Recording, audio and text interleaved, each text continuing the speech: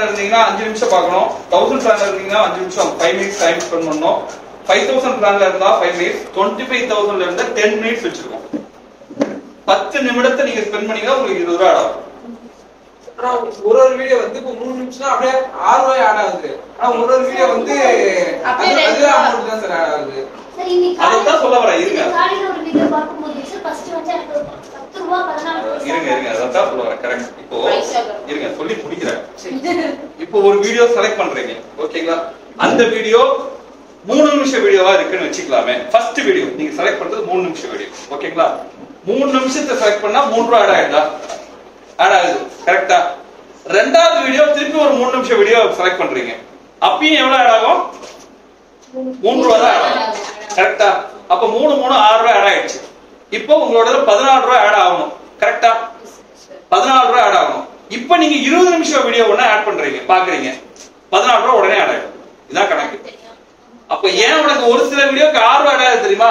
அது கடைசி வீடியோ, உன்னுடைய பாயிண்ட்ஸ் ஃபில் பண்ணக்கூடிய ரிவார்டோடைய கடைசி வீடியோங்கிறனால டபுள் ஆட் ஆயிடும் உனக்கு. அண்டர்ஸ்டாண்ட் ஆகுதா? புரியுதா புரியலையா? சார் இப்ப எடுத்தோடனே 10 மினிட்ஸோட வீடியோ நம்ம ஆன் பண்றோம் பாக்குறீங்க அப்படினா அப்படி பார்த்தாலுமே அப்படிதான் வருது. எவ்வளவு வருது? 3 ரூபீஸ் 45 பைசா. அதுதாங்க சொல்றேன் நானு. 10 மினிட்ஸ் பார்த்ததுக்கு 3 ரூபீஸ் வருதா? மண்டே உடைச்சுற நீங்க பாருங்க. ஸ்கிரீன்ஷாட் எடுத்து அப்படிலாம் வரலீங்க. ஏங்க சார் இல்லங்க சார் உங்களுக்கு அனுப்புற பாருங்க.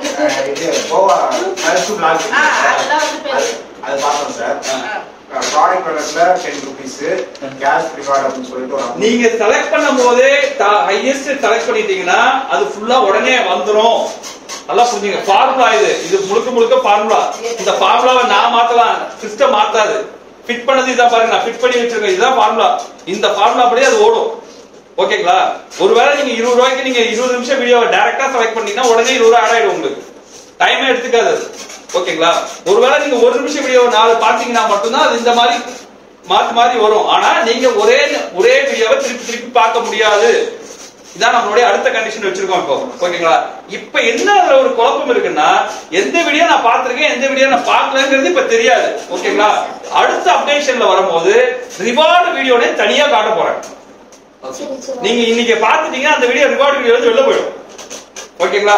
மத்ததெல்லாம் பார்த்து முடிச்சதுக்கு அப்புறம் திருப்பி எல்லா வீடியோ உள்ளார வந்துடும், நீங்க பாத்துக்கலாம். இதான் அடுத்த அப்டேஷன் வரப்போகுது.